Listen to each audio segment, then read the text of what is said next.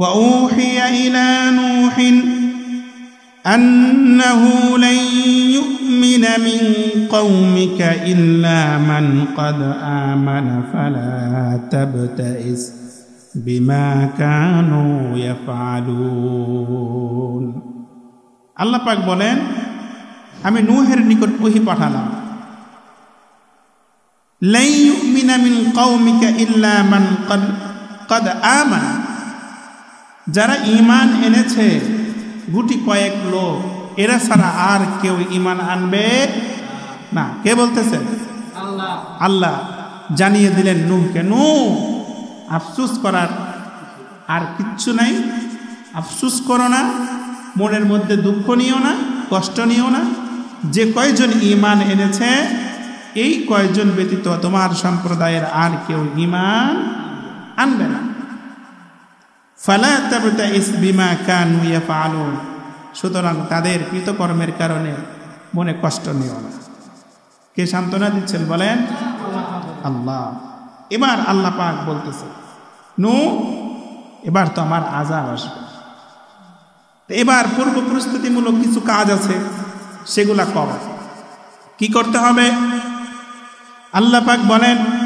ওয়াসনাইল ফুলকা বিআয়ুনিনা ওয়া ওয়াহয়িনা ওয়ালা তুখাতিবনি ফিল্লাযীনা যালামু ইন্নাহুম মুগরাকুন নূহকে বললেন নূহ আমার সামনে আমার তত্ত্বাবধানে তুমি নৌকা নির্মাণ করো কি নির্মাণ করো নৌকা বানাও তো নূহ আলাইহিস সালাতু ওয়াস সালামকে আল্লাহ পাক বলেন নূহ গাছ লাগাও গাছ লাগালেন বললেন 100 বছর পরে এই গাছ কাটবা এবং এই গাছের যে তক্তা হবে সেই তক্তা দিয়ে তুমি নৌকা বানাবা সেই তক্তা দিয়ে তুমি নৌকা বানাবা আমার তত্ত্বাবধানে কার তত্ত্বাবধানে আল্লাহ পাকের তত্ত্বাবধানে আমার তত্ত্বাবধানে আমার দিক নির্দেশনায় আমার সামনে তুমি নৌকা বানাবা সুবহানাল্লাহ বলেন না বলতেছেন কে নাকি পাবলিক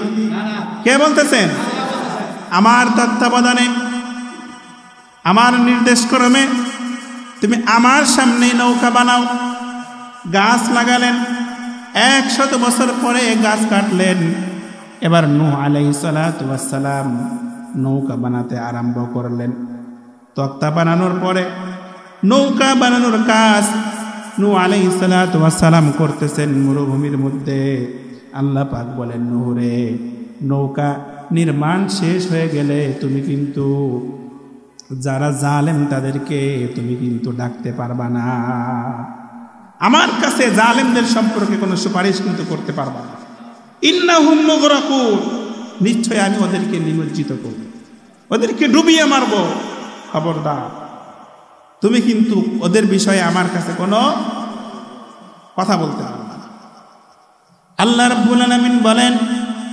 ওয়ায়াসনাউল ফুলকা নৌকা নির্মাণ হয়ে গেল ওয়া কুল্লামা মাররা আলাইহি মালাউম মিন কওমিহি সাখিরু মিন সম্প্রদায়ের দলভুক্ত নেতাদের কোন দল যখন নূহ আলাইহিস সালাতু ওয়াস সালামের নৌকার পাশে দিয়ে অতিক্রম করেন তখন সাখিরু মিনহু নূহ আলাইহিস সালাতু ওয়াস সালামকে তারা টিটকারি করেন নূহ রে এই মরুভূমির মধ্যে তুমি নৌকা বানাও পাগল নাকি যেখানে পানির হাহাকার চলে পানি বলতে যেখানে কোনো শব্দ নাই সেখানে তুমি নৌকা বানাও তোমারে কি পাগল পাইছে কিনা তিরস্কার এই নৌকা দিয়ে তুমি কি করবা কই চালাবা বালুর মধ্যে চালাবা দেখবেন এরকম তিরস্কার করে কি করে না মুফাসসিরিনে কেরাম বলেন এই নৌকা ছিল 80 হাত লম্বা কত হাত লম্বা 80 হাত লম্বা তার পাশ ছিল 50 হাত উচ্চতা ছিল 30 হাত 3 তলা বিশিষ্ট নৌকা কয় তলা 3 তলা নিচতলায় থাকবে জীবজন্তু হ্যাঁ কি থাকবে জীবজন্তু এবং চতুষ্পদ প্রাণী 2 তলায় থাকবে মানুষ আর 3য় তলায় থাকবে পশু পাখি 3য় তলায় কি থাকবে পশু পাখি ওইভাবে নূহ আলাইহিস সালাম 3 তলা বিশিষ্ট একটা নৌকা বানালেন নৌকা বানালেন, সব কিছু কওমের লোকেরা দেখছে। দেখার পরে তিরস্কারের পরে আরো অনেক কিছু। তা আমার ভাইরা, মাঝখান দিয়ে একটা কথা বলে ফেলি, এই নৌকা কিন্তু আল্লাহ পাকের পক্ষ থেকে ওহির মাধ্যমে নূহ আলাইহিস সালাতু ওয়াস সালাম বানিয়েছিলেন। এটা কিন্তু আমাদের বর্তমান নৌকা মার্কা না কি? আমাদের সভাপতি সাহেব কি বলছে? নৌকা মার্কা না।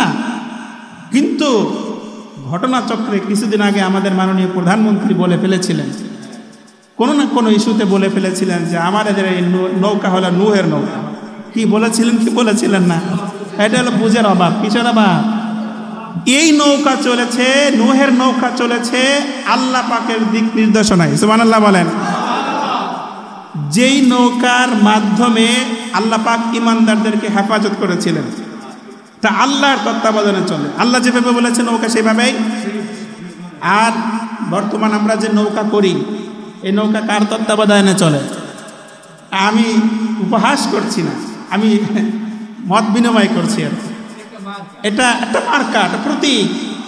এটা কারোর তত্ত্বাবধানে চলে না, এটা কারোর তত্ত্বাবধানে চলে না। এটা মানুষের একটা প্রতীক। মানুষ এটা নিয়ে দাঁড়িয়েছে, এটার মধ্য দিয়ে মানুষ নির্বাচিত হয়েছে। কিন্তু এটাকে যদি বলা হয় নূহের নৌকা, তাহলে কি সঠিক হবে না ভুল হবে? জোরে বলতে হবে, সঠিক হবে না ভুল হবে? আলোচনাটা তো মিডিয়ায় যাবে। যদি বিপক্ষে আসে, আপনাদের সাপোর্ট থাকলে তো কমপক্ষে পাওয়া যাবে যে না মুজিব ঠিক বলেছে। যাই হোক, হ্যাঁ, এখানে আমার একটা কথা আছে, চমৎকার কথা আছে। মেনে নিলাম প্রধানমন্ত্রী বলেছেন এটা নূহের নৌকা, মেনে নিলাম। কিন্তু প্রধানমন্ত্রীর এই নৌকা যদি কোরআন এবং হাদিস অনুযায়ী চলতো এবং দেশকে সেইভাবে চালাতো, জনগণকে সেইভাবে চালাতো, তাহলেই আমরা বুঝতাম যে এটা নূহের নৌকার প্রতীক। ঠিক কিনা বলেন? তাছাড়া তো এই নৌকাকে নূহের নৌকা বলা যাবে না। এটা হলো আমাদের মন গড়ি নৌকা। তো যাই হোক, সম্প্রদায়ের লোকেরা কি করে? উপহাস করে, আরে নূহ, তোমার আর কোনো কাম নাই, এই মরুভূমির মধ্যে তুমি নৌকা বানাইলা। উপহাস তো করছে। নৌকা বানানো কমপ্লিট হয়ে গেলে কেমন দুষ্কৃতিকারী চিন্তা করে।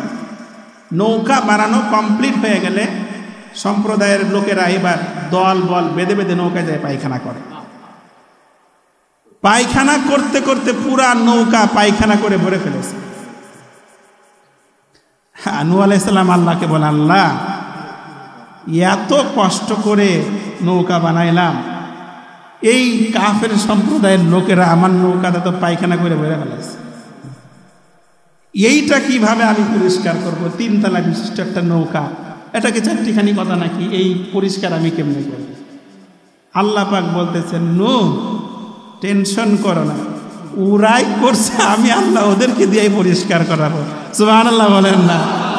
এই জন্য আল্লাহ পাক বলতেছেন, ক্বালা ইন তাসখারু মিন্না فإنا نسخر منكم كما تسخرون।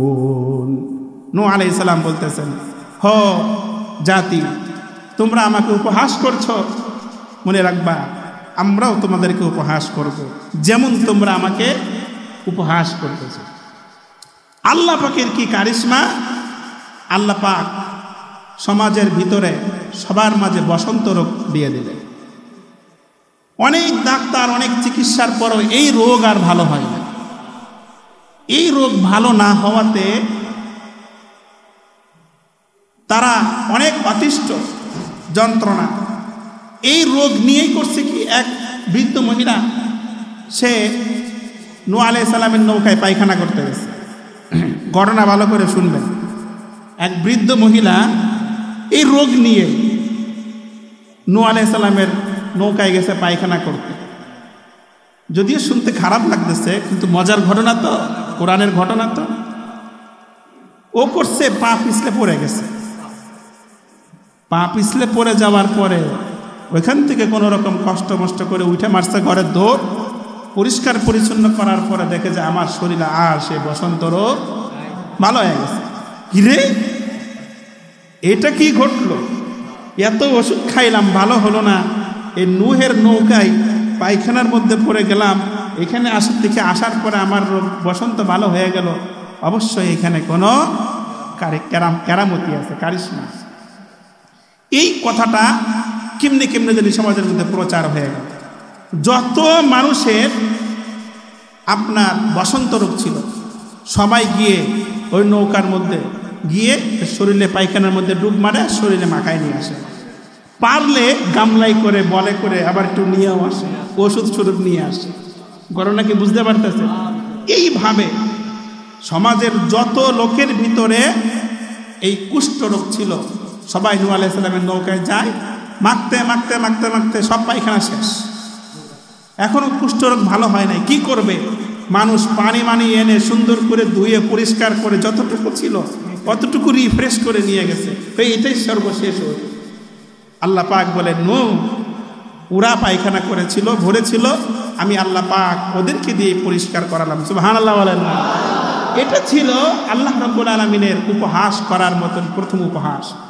কাফেরদেরকে যে আল্লাহ পাক উপহাস করতেছেন, কামা তাসখারু মিনকুম, তোমরা যেভাবে আমাকে উপহাস করছো আমিও তোমাদের উপহাস।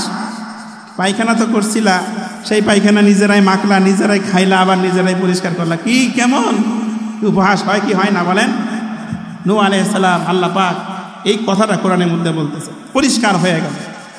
এবার আল্লাহ পাক বলতেছেন, ফাসাউফা তা'লামুন মান ইয়াতিহি আযাবুন ইউখযিহি ওয়া ইয়াহিল্লু আলাইহি আযাবুন মুকিম।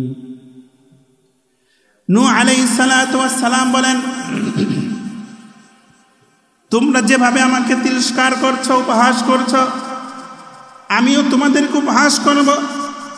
অতি শীঘ্রই তোমরা জানতে পারবে কার উপরে আল্লাহ রাব্বুল আলামিনের লাঞ্ছনাদায়ক শাস্তি পতিত হবে এবং কে লাঞ্ছিত হবে, অতি শীঘ্রই তোমরা জানতে পারবে।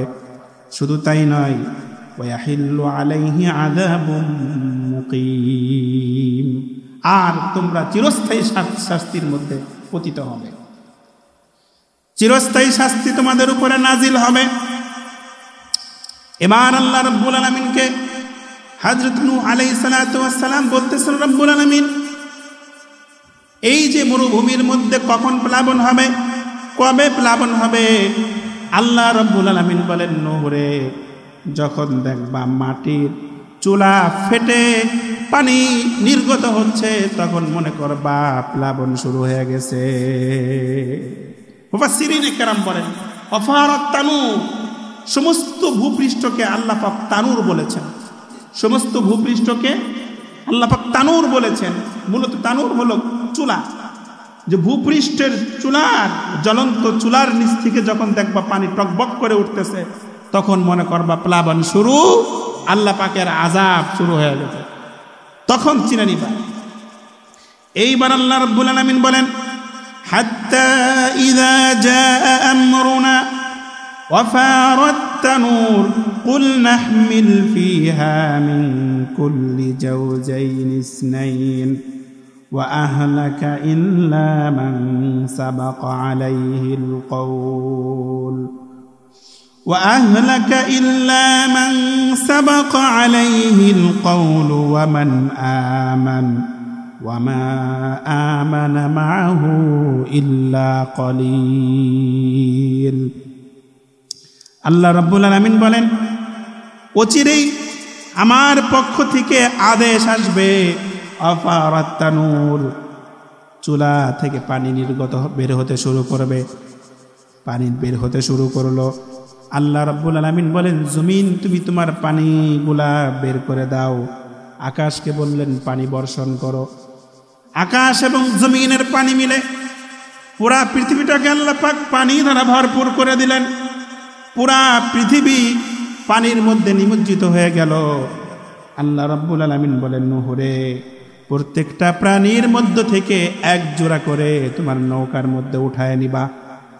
তোমার নিচতলার মধ্যে গবাদি পশু নিবা, 2 তলার মধ্যে তোমার সাথে যারা ঈমান এনেছে নরনারী যারা আছে তাদেরকে তুমি 2 তলায় থাকার ব্যবস্থা করে দিবা। 3 তলার মধ্যে পশু পাখিগুলার থাকার ব্যবস্থা করে দিবা, এদেরকে নিয়ে তুমি নৌকার মধ্যে আরোহণ হবা। কিন্তু তোমার এবং তোমার পরিবার পরিজন নিয়ে তুমি নৌকার মধ্যে আরোহণ হবা, কিন্তু তোমার পরিবার পরিজনের মধ্যে ওই সকল লোক ব্যতীত যাদের বিষয়ে আল্লাহ পাক পূর্ব থেকে ফয়সালা করে রেখেছেন তারা ছাড়া। অর্থাৎ তোমার পরিবারের মধ্যে যারা বেঈমান তাদেরকে তুমি নিতে পারবে না, আর যারা ঈমান এনেছে তাদেরকে তুমি সাথে নিয়ে নাও। আর আমি জানি খুব অল্প সংখ্যক লোক ঈমান এনেছে, তাদের সংখ্যা হলো মাত্র 80 জন। কতজন? 80 জন। এর মধ্যে একজন বৃদ্ধা মহিলাও ছিল। এবার সকলেই নৌকার মধ্যে আরোহণ করলো। নৌকায় আরোহণ করার পরে নূহ আলাইহিস সালাতু ওয়াস সালাম সকল মুমিন বান্দাদেরকে বলতেছেন, ওয়াকালা রাকাবু ফিহা বিসমিল্লাহি মাজরিহা ওয়া মুরসাহা ইন্না রাব্বি লাগফুরুর রহিম। সুবহানাল্লাহ বলেন। নৌকায় আরোহণ করা, স্টিমার, লঞ্চ, জাহাজে আরোহণ করার দোয়া কি? সকলে বলেন, ক্বালা রাকাবু ফিহা বিসমিল্লাহি মাজরিহা ওয়া মুরসাহা ইন্না রাব্বি লাগফুরুর রহিম। নূহ আলাইহিস সালাম বলতেছে, ইরকাবু ফিহা, হে আমার সম্প্রদায় যারা ঈমান এনেছো, নৌকাতে আরোহণ করো। আরোহণ করার পরে দোয়া পড়ে নাও। কি দোয়া? জেনে রাখো, এই নৌকাটা আল্লাহর নামেই চলবে, আল্লাহর নামেই থামবে। এই নৌকাটা আল্লাহর নামেই চলবে, আল্লাহর নামেই থামবে। আর আমার প্রভু ক্ষমাশীল এবং দয়াময়। সুবহানাল্লাহ বলেন। নূহ আলাইহিস সালাতু ওয়াস সালাম সম্প্রদায়দেরকে নিয়ে নৌকার মধ্যে উঠে গেলেন। নৌকার মধ্যে উঠে যাওয়ার পরে এই নৌকা প্লাবনের পানি দিয়ে চলতে শুরু করলো। প্লাবনের পানি ভাই কেমন হয়েছিল? নূহ আলাইহিস সালাতু ওয়াস সালাম বলেন, তাফসীরের মধ্যে, কোরআনে কারীমের মধ্যে আল্লাহ পাক বলেন, সমস্ত পৃথিবী পানির মধ্যে তলিয়ে গিয়েছিল। সমস্ত পৃথিবী পানির মধ্যে তলিয়ে গিয়েছিল। পাহাড়, উঁচু উঁচু পাহাড়, পৃথিবীর মধ্যে যত উঁচু উঁচু পাহাড় আছে সমস্ত পাহাড়গুলা পানির মধ্যে তলিয়ে গিয়েছিল। শুধু তাই নয়, মুফাসসিরিনে কেরাম বলেছেন, পাহাড় থেকে 15 হাত বা 40 হাত, মতান্তরে 40 হাত উঁচু পর্যন্ত পানির ঢেউগুলা ছিল। এত বিশাল বিশাল। সাধারণত আমরা অনেক সময় দেখব ডিসকভারি চ্যানেলে চাপ দিলে দেখা যায় অনেক বড় বড় ঢেউ আসে। আসে কি আসে না? অনেক বিশাল বড় বড় ঢেউ। মনে মনে চিন্তা করি, এত বড় ঢেউ সমুদ্রের মধ্যে কোথা থেকে আসে? আল্লাহ পাক কোরআনের মধ্যে বলেন যে নূহের প্লাবনের সময় এক একটা ঢেউ এত উঁচু ছিল, এত বড় ছিল যেন একটা পাহাড়ের সম পরিমাণ। সুবহানাল্লাহ বলেন। এবার আল্লাহ পাক বলতেছেন, ওয়াহিয়া তাজরি বিহিম ফি মাউজিন কাল জিবাল। এই নৌকা চলতে শুরু করলো পাহাড় সম পরিমাণ তরঙ্গের মধ্যে। পাহাড় সম পরিমাণ তরঙ্গের মধ্যে। ওয়ানাদা নূহু ইবনুহু ওয়া কানা ফি মা'জিলিন ইয়া বুনাইয়া ইরকাব মা'না। নূহ আলাইহিস সালাম, এমন সময় নূহ আলাইহিস সালাম তার সন্তান কে বলতেছেন, হে আমার সন্তান, আসো আমাদের সঙ্গে আরোহণ করো। এখানে একটু কথা বলে রাখা দরকার। নূহ আলাইহিস সালাতু ওয়াস সালাম এর এক সন্তান ছিল কাফের। সে নূহের প্রতি ঈমান আনে নাই। তার নাম হলো ইয়াম। তার নাম কি? ইয়াম। এবং তার স্ত্রী নূহের প্রতি ঈমান আনে নাই। আমার ভাইরা, এখান থেকে একটা জিনিস শিখে নিতে হবে। আপনি মোমেন হলেই যে আপনার সন্তান মোমেন হবে, আপনার স্ত্রী মোমেন হবে, এমনটা নয়। কিন্তু আল্লাহ পাক ডিভাইডেড করে দিলেন যে কাফের, হ্যাঁ, যে আল্লাহকে মানে না, তাকে সাইড করে দাও। তুমি মোমেন, তুমি তোমার মতো চলতে শুরু করো। হ্যাঁ, তা বলতেছেন, নূহ বলতেছেন, কাফের সন্তানকে বলতেছেন, আমার ছেলের প্রতি মায়া আছে কি নাই বলেন? পিতামাতার মায়া আছে না? নূহ আলাইহিস সালামের তো মায়া আছে। হ্যাঁ, বলতেছেন, বাবা আসো, নৌকায় আসো, উঠে নাও। এবার নূহের সন্তান কি বলতেছে? না, আমি নৌকায় উঠব না, আমি নৌকায় উঠব না।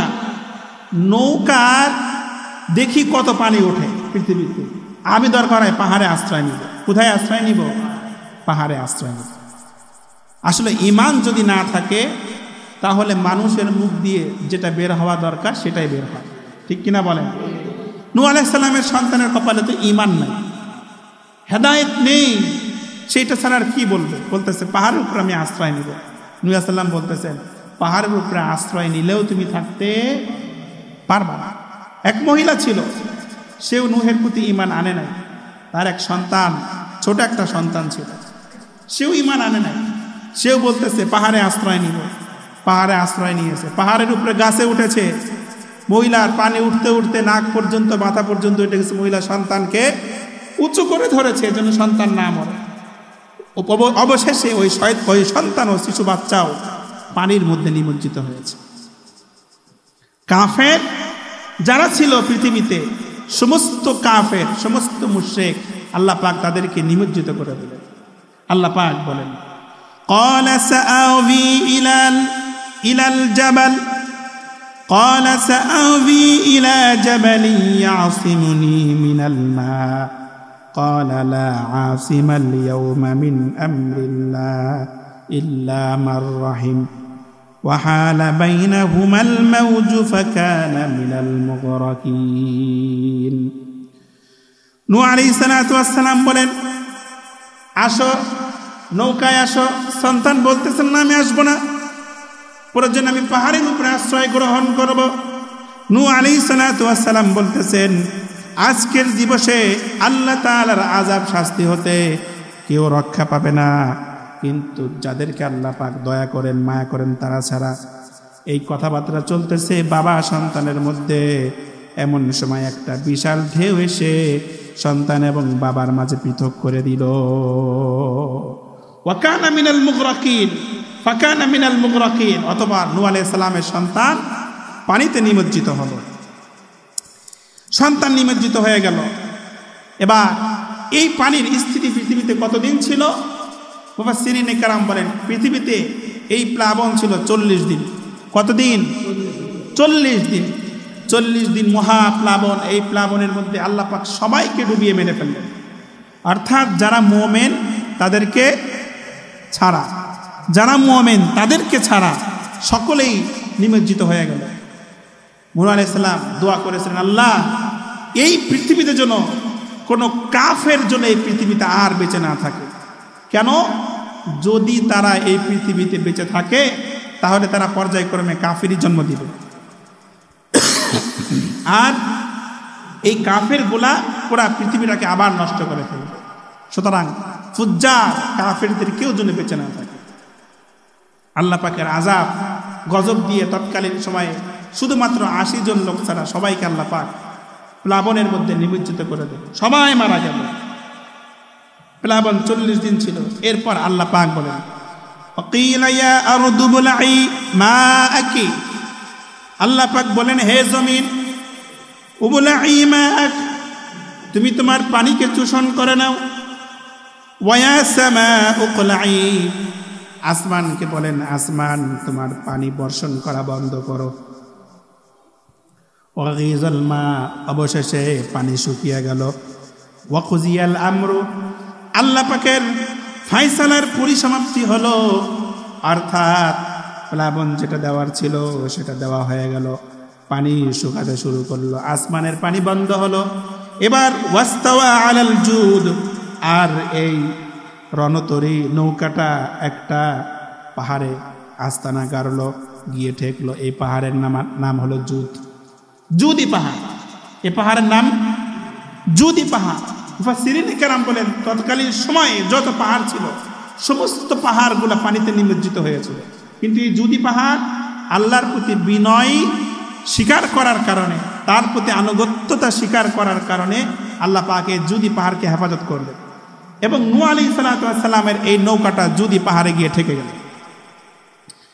এবার আল্লাহ রাব্বুল আলামিন বলেন ওয়াকিলা বুউদাল লিকাউমিয যালিমিন, পানি বন্ধ হয়ে গেল। নূহ আলাইহিস সালাম তাফসীরের মধ্যে এসেছে একটা কাককে পাঠালেন। কাককে পাঠালেন, বললেন গিয়ে দেখো তো কোথাও পানি আছে কিনা, পানি শুকাইছে কিনা। কাক যাওয়ার পরে এই কাকটা আর ফিরে আসলো না। এরপরে নূহ আলাইহিস সালাম একটা কবুতরকে পাঠালেন।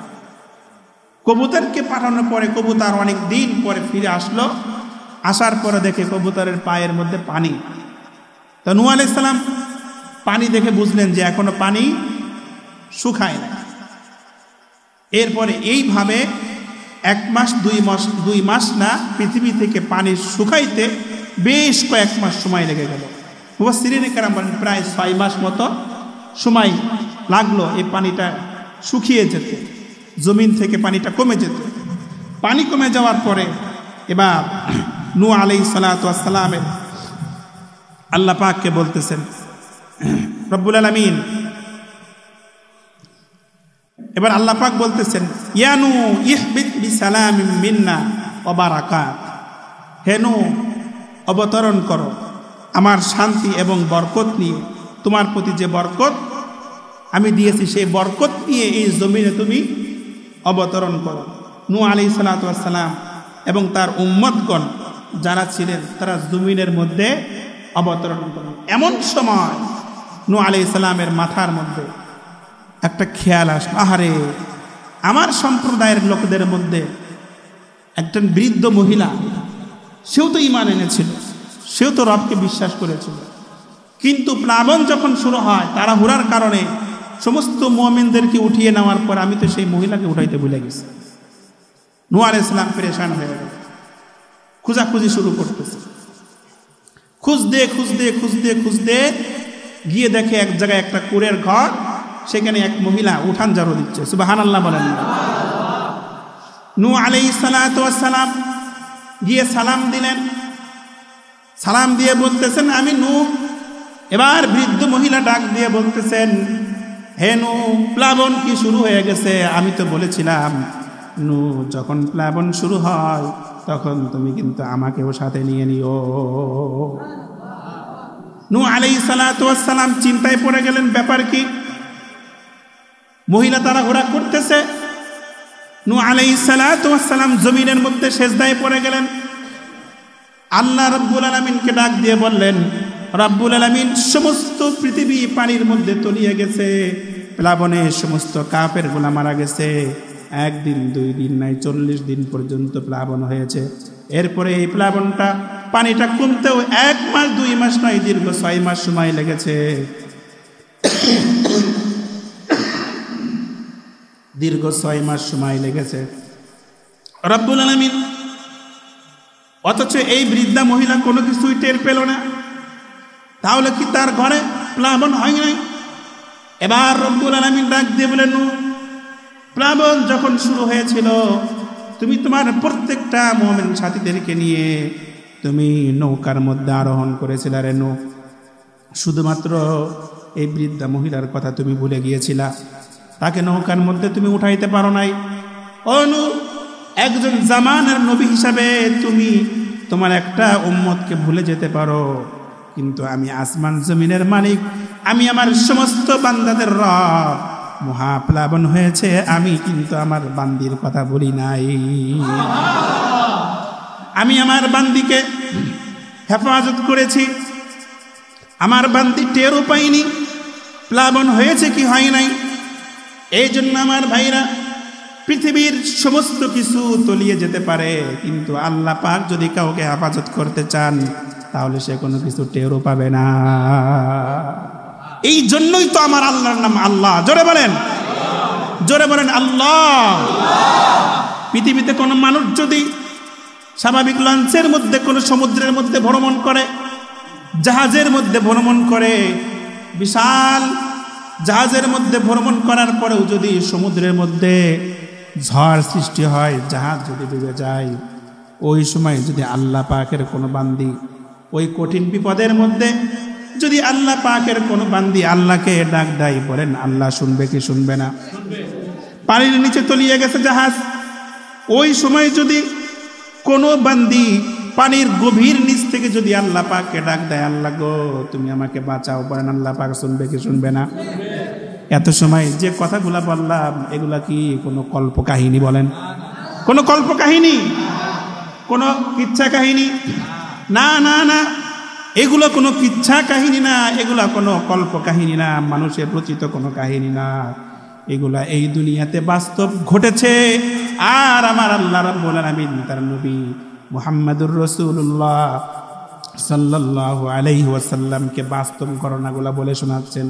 নবী আমার মুহাম্মদ, আমি শুধু পৃথিবীর মধ্যে আমি এমন ক্ষমতাধর, সমস্ত পৃথিবীর মধ্যে প্লাবন হয়েছিল, কিন্তু আমার একজন বান্দি, একজন বৃদ্ধা মহিলা, সেও ঈমান এনেছিল, নূহ কিন্তু তাকে নৌকাতে উঠাতে ভুলে গিয়েছিল, কিন্তু আমি আমার বান্দিকে এমনভাবে হেফাজত করেছি, এমনভাবে রহমতের চাদর দিয়ে বেষ্টন করে রেখেছি, পৃথিবীর এক ফোঁটা পানির টাচও আমার বান্দিকে করতে পারে নাই।